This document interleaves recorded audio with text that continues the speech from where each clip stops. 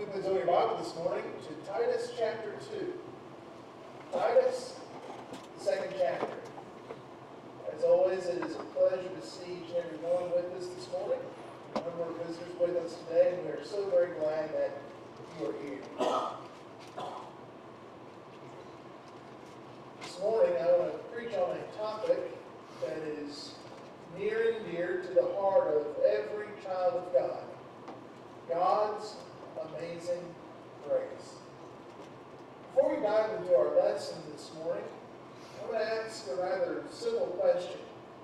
What's the difference between mercy and grace?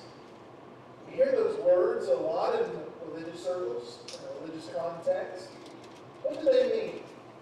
Is there any difference between those two terms? Well, I believe there is. Someone has said, and I really like this, someone has said that God's mercy is Him not giving us what we do deserve, while His grace is Him imparting to us that which we don't deserve. Now think about that. God's mercy is Him sparing us from that which we do deserve, and His grace is Him giving us that which we do not deserve. Someone else has separated mercy and grace like this. They would say mercy is the emotion that God feels toward us, while the outpouring of His grace is the action of His mercy. So mercy is the emotion and grace is the action of God. And I think that's a wonderful concept as well. When you think about the great things of the Bible, you cannot go very far down that list without thinking about grace. The word grace appears all throughout the Bible. In the King James Bible, it's used 170 times in 159 verses. It's quite a lot. Of those 170 instances of the word grace, 131 of them are found in your New Testament alone. And so the New Testament of Jesus Christ is saturated with this concept of the grace of God. Grace indeed is a biblical subject, and it's one that we need to consider and understand. And yet I'm afraid we don't talk about grace as often as we should because, unfortunately, the climate in which we live religiously, there's a lot of misinformation out there about grace. I'm afraid we've allowed the devil to have the bully pulpit too long on this subject. Because the error is being taught out in the world today about grace, I'm afraid it's caused us to bite our tongues, to keep our mouths shut about something that is so very important and vital to our salvation in Christ. Sometimes we hear different ones say, what we say and do in life, it really doesn't matter. All that matters is that we are saved by the grace of God. Well, it is true that we are saved by God's grace in spite of our sin. God saves us even though we in times past have violated His will. But that fact does not mandate that somehow we can continue to live in persistent sin and find God's favor. We as individuals, though we desire God's grace, cannot enjoy or expect that grace if we're going to continue to live in sin. God's grace has been poured out to all men, but that grace would require us to set aside the sins of our past. God's grace is not license. I think that's how many view it. They view grace as a license to do whatever I want, to live however I want, and there's this expectation that the grace of God is there as a safety net and it's just going to catch me no matter what I do. But God's grace is real. It is a wonderful, powerful thing. But God's grace is not a license to live in sin and rebellion against God. Are we saved by grace? And the answer is yes. We are not saved by meritorious work or effort. There is nothing that you and I can do to earn our own salvation. It is a gift from God.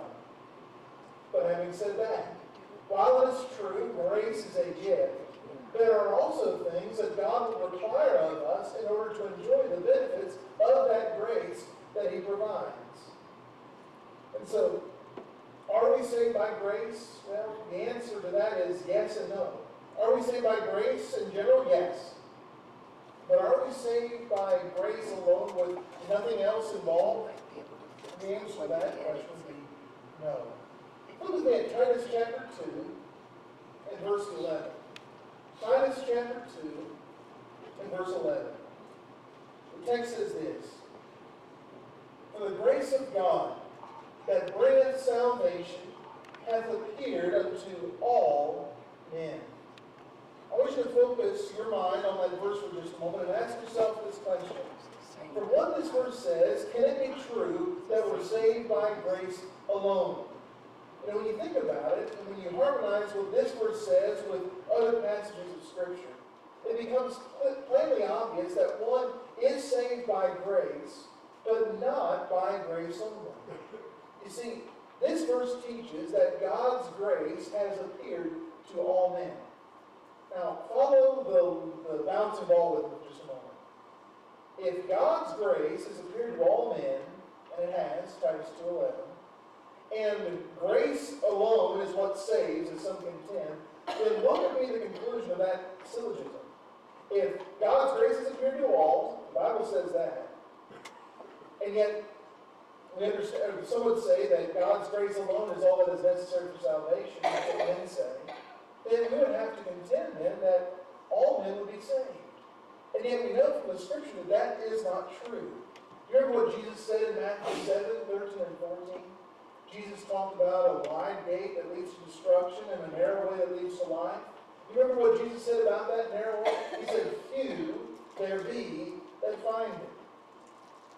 If you were to ask Jesus, Lord, will more people be saved or lost? What would he have told you? If broad is the gate, and wide is the way that leads to destruction, and many there be which go in thereat, but straight is the gate, and narrow is the way that leads to life, and few there be that find it, the answer Jesus will give you is, less will be saved than more. More people will be lost than will be saved. And so we know there's got to be a problem here. If God's grace has appeared to all, and yet not all are going to be saved, therefore God's grace alone, apart from anything else, does not save. That's important. So, how do we bring these two thoughts together? God's grace saves, but it's not just grace only. If it were grace only, since grace has appeared to all, then everybody's going to be saved. We know that's not right, biblically speaking. Turn with me now to Ephesians chapter 2. Ephesians chapter 2. And I want you to note a very important passage regarding the grace of God. Ephesians 2 and verse 8 says this: For by grace are ye saved, and some folks might just put a period right there in the sentence. That's not what Paul says. He says, For by grace are ye saved through faith. You see, it's not just grace only. He says, For by grace are ye saved through faith. And that salvation, not of yourselves, it is the gift of God. Are we saved by grace? Yes, absolutely, without a doubt. But it is not grace alone. Here in Ephesians 2 and verse 8, Paul says that we are saved by grace through faith. This verse answers the previous question we were just considering. How is it that God's grace can appear to all, and yet not all be saved? It's because of faith. We must find faith. We must be people of faith in order for the grace of God that brings salvation to save us. I want you to focus on something important in this verse. In Ephesians 2 and verse 8, this word grace would be a culmination of everything that God has done on our behalf to save our souls. When we talk about everything that God has accomplished to bring about our salvation, what sort of things come to mind? Well, the big one would be ultimately the life of Jesus Christ. The fact that God the Son left heaven, came to earth, lived a sinlessly perfect life, died upon a cross for your sins and mine, was buried and rose again the third day, and has ascended back to the Father. That ultimately would be the ultimate display of the grace of God. God sending a Savior into the world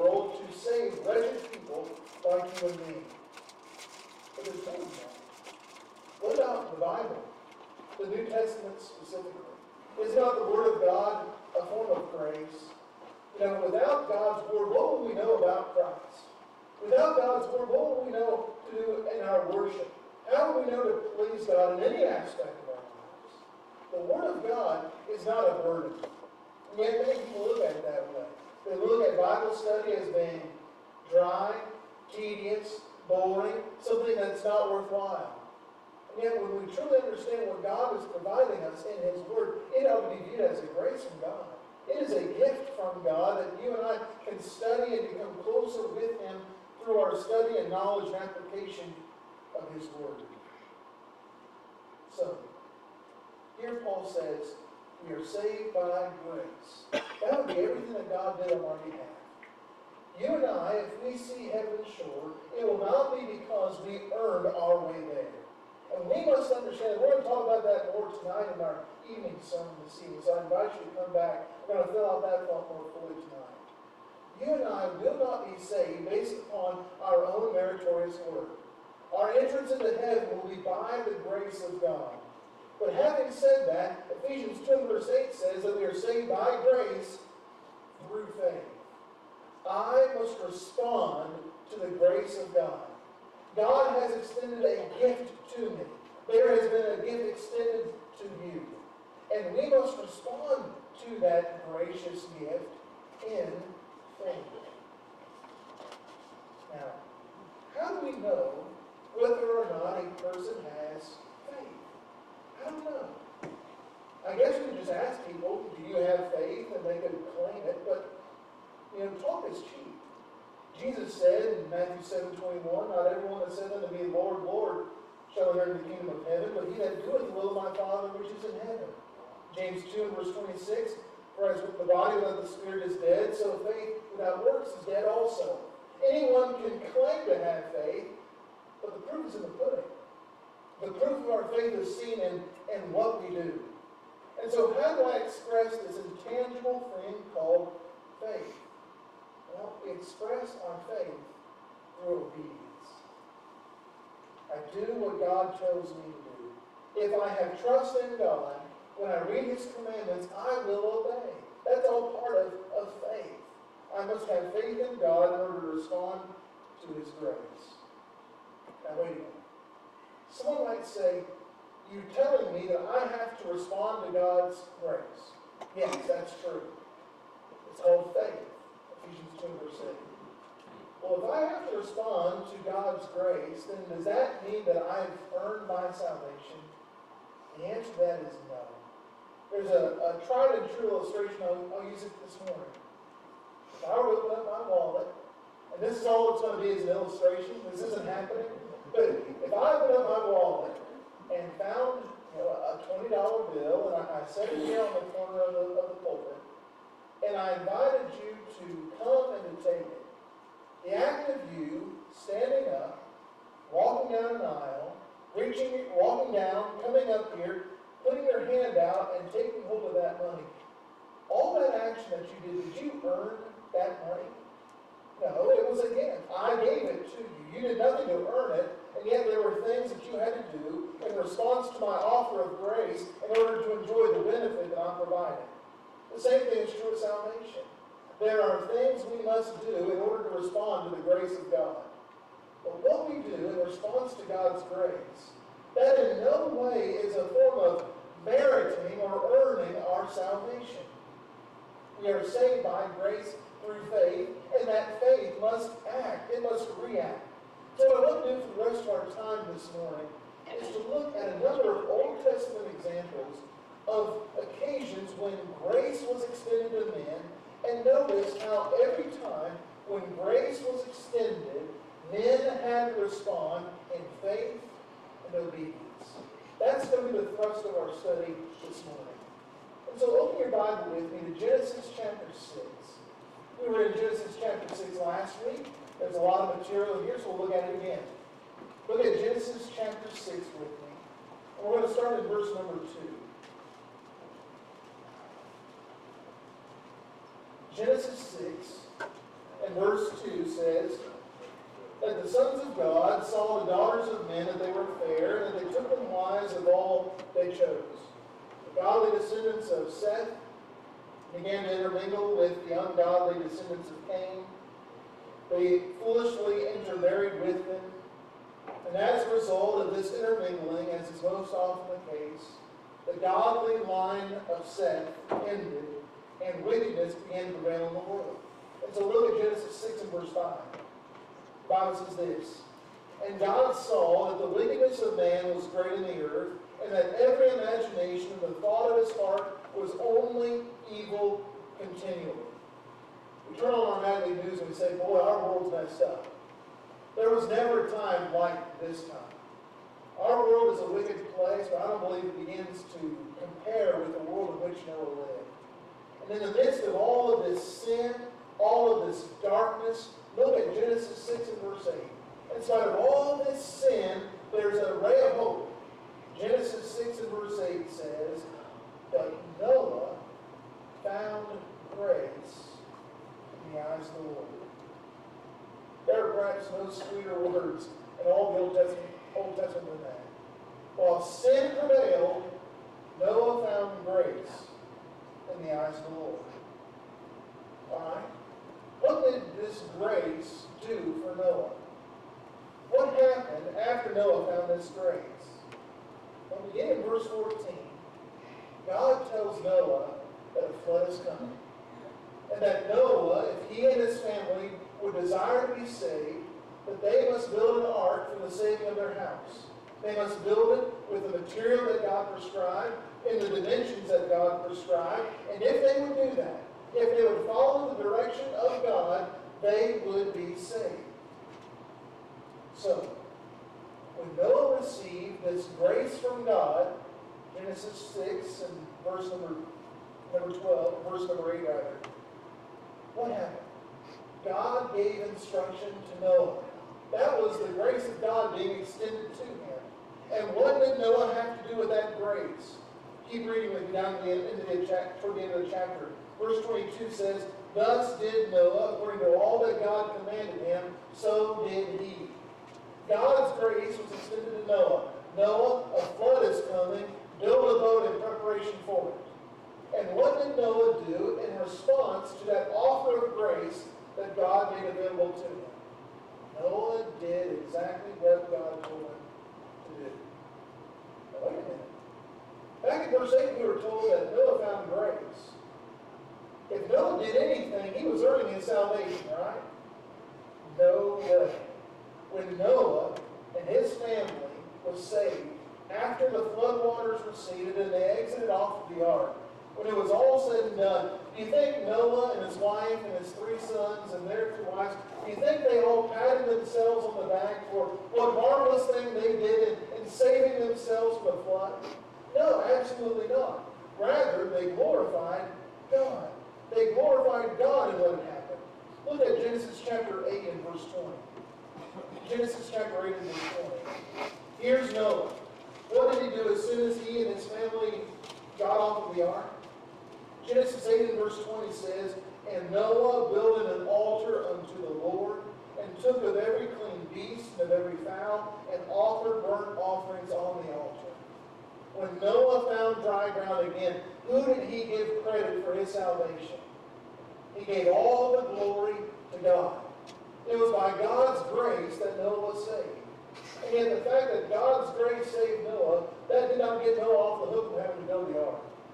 God didn't just put a bubble around Noah, and as the waters came in, the bubble just protected him. No, Noah had to respond in faith to what God had told him to do.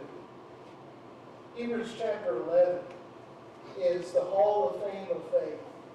You have a list of great men and women of the Old Testament who responded to God in faith. Triumphant, victorious, obedient faith. And in that long list of heroes of faith, whose name's there? Noah. Noah responded to the grace of God by faith. Ephesians 2 verse 8 says, "For by grace are ye saved through faith." Did Noah receive God's grace? Yes. Did Noah obey in faith? Yes. Hebrews 11 verse 7 says, "By faith Noah, being warned of God of things not seen as yet, moved with fear, prepared an ark to the saving of his house, by the which he condemned the world and became heir of the righteousness which is by faith. Noah was saved by God's grace, and yet that offer of grace required Noah to act. Noah had to obey in order to enjoy the extension, the offering of God's grace. Number 2. Turn with me now to Exodus chapter 14. Here's our second example. In Exodus chapter 14, the 10th and final plague is about to fall on the land of Egypt. The firstborn in the land will die if they are not in a home where blood has been properly applied on the side of the side posts and the upper doorposts. Blood had to be applied on the door, and if it was not applied, anyone in the land of Egypt who was firstborn was going to die that night. Now, after the Israelites left Egypt, following the 10th plague, remember what happened with Pharaoh? After the 10th plague, Pharaoh told the Israelites to go. But after they left, Pharaoh had a change of heart, and he sent 600 chariots to begin to pursue the Israelites. The Israelites, by this point, had made their way to the Red Sea. Have you ever been stuck between a rock and a hard place? That's where the Israelites were here in Exodus chapter 14. They have left Egypt. They have on one side the Red Sea, and on the other they have the pursuing chariots of Pharaoh. What are they going to do? Well, they cry out to God, and listen to what's said. Here's verses 13 and 14. And Moses said unto the people, Fear ye not, stand still and see the salvation of the Lord. Notice that it's the Lord's salvation, which he shall show to you today. For the Egyptians whom ye have seen today, ye shall see them again no more forever. The Lord shall fight for you, and ye shall hold your peace. So what's going to happen? Look at verse 15. Here's God's grace. God says to Moses, But lift out up thy rod, and stretch out thine hand over the sea, and divide it. And the children of Israel shall go on dry ground through the midst of the sea.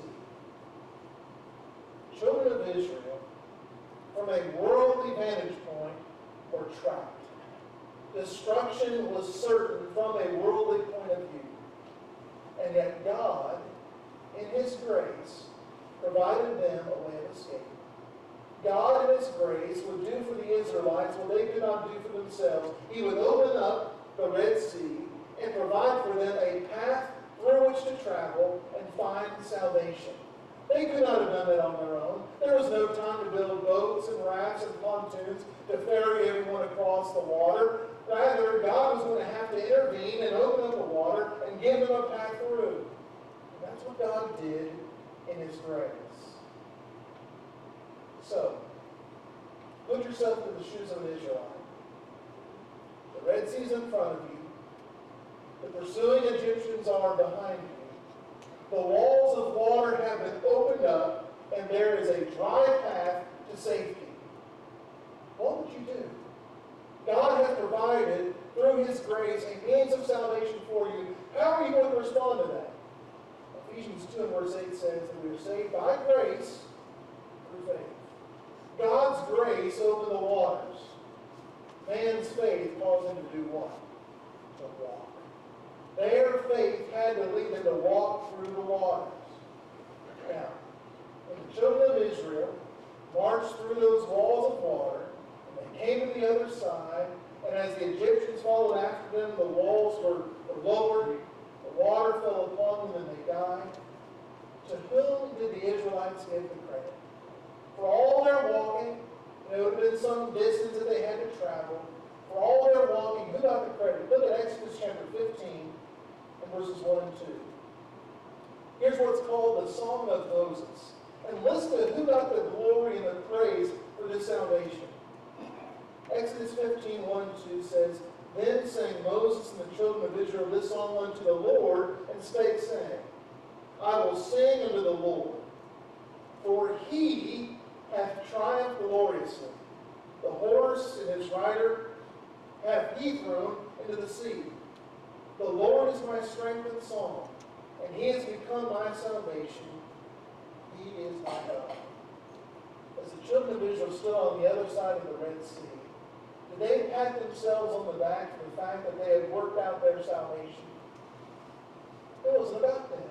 They understood that all credit and glory for their salvation belonged to God, and yet the fact that God had saved them by His grace, that did not mean that they could just stand there on the shore and God was going to take care of it. No, they had to respond in faith to the offer of grace that had been made, and they had to walk through the walls of water.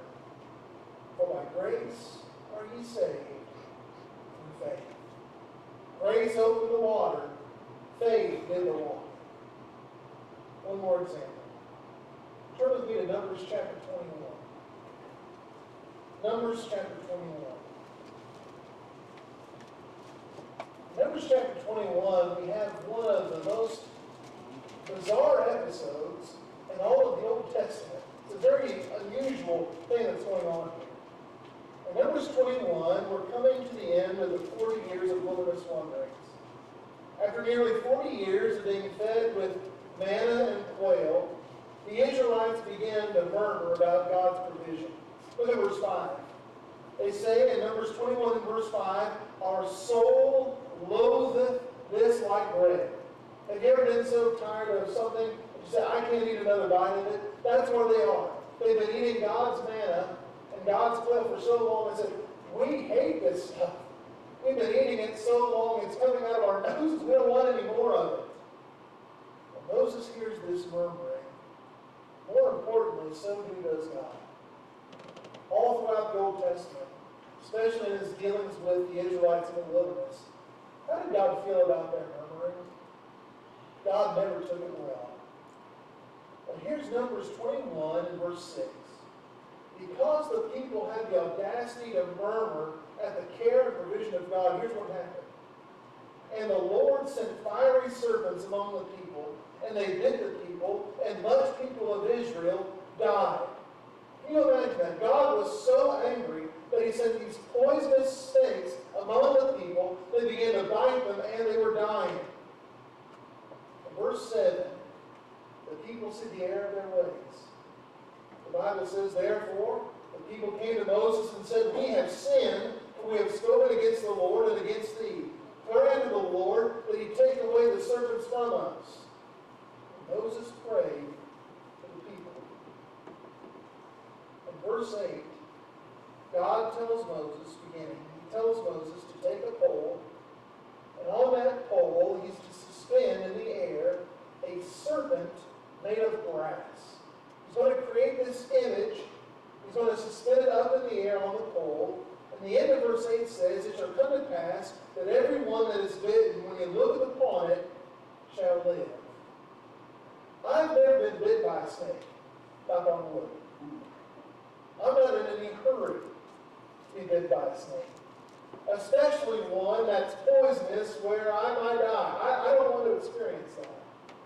But if that day should ever come, I don't want someone to hold up a pole with a snake on it and say, John, look at this, that'll make you whole.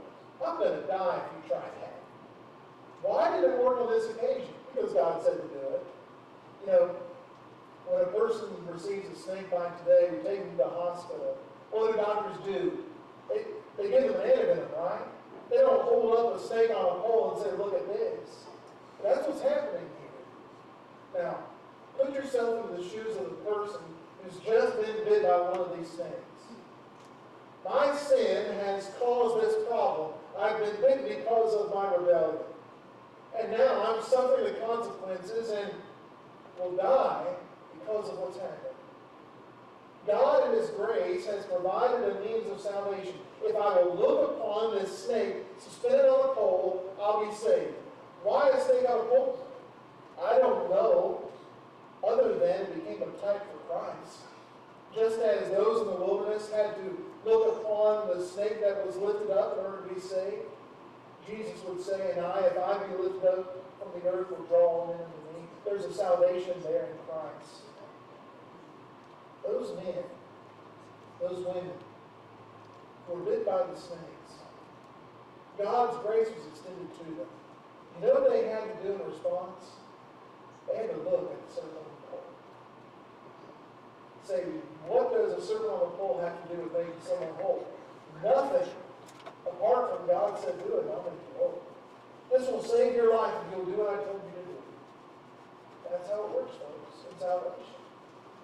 For by grace are ye saved through faith.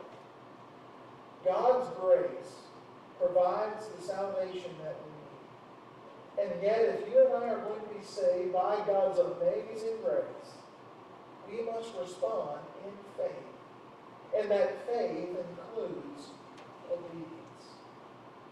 So as we close, let's talk about the gospel of Christ for just a moment. Because of the sin of man, God sent His Son, Jesus Christ, into the world.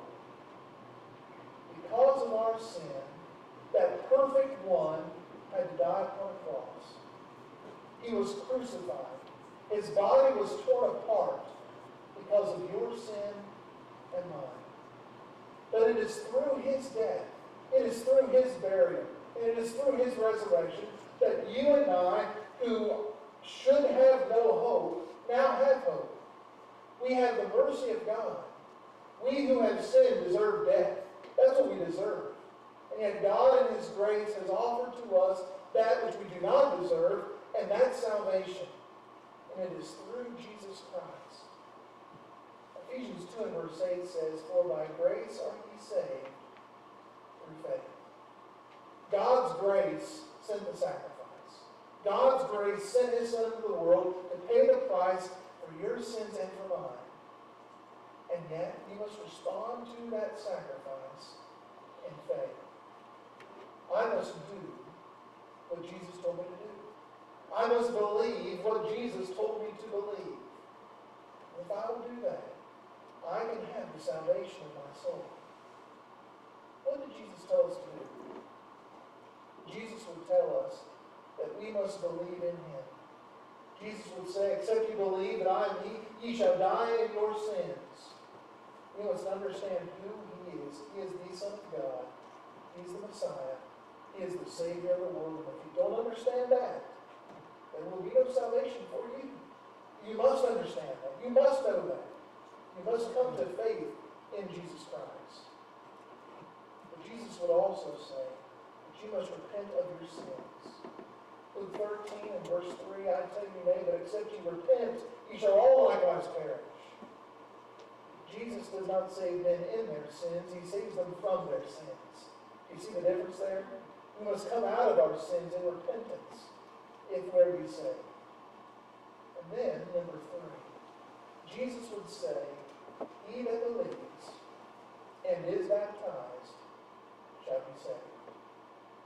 Will you do that this morning?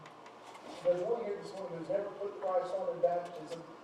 Friend, you need to do so if you desire to be saved. We are saved by God's grace, no doubt. But as part of God's grace, He desires, He expects that we respond to Him in faith. You must respond to Him in faith. Do you have a faith this morning that will believe what the Bible says about Jesus Christ? And will you have a faith that will obey Him and do what He's told you to do in order to be right in His sight? If you're subject to this morning's invitation, won't you come? God's grace has been offered to you. Do you have the faith that is necessary to respond to that offer? If you do, won't you come? Let's together be standing.